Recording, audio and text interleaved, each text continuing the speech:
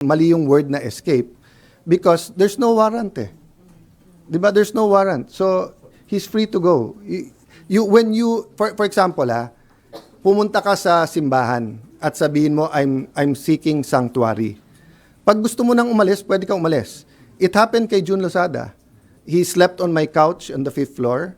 And then, nung sinabi, doon na lang siya sa mga madre, and then sinabi, doon na lang siya sa Lasal Green Hills, lumipat siya doon.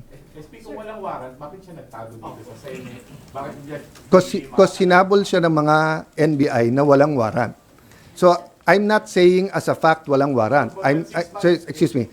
I'm saying they did not present the warrant to us.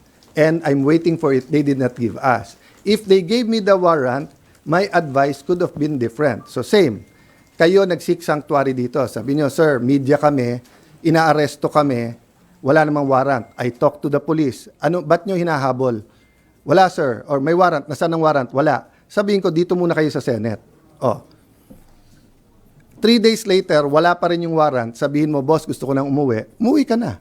Diba? So that's the reality. Is it the best? I want him to attend each and every session. I want him to be there. I told him last night, Sen Bato, sana you can attend the impeachment.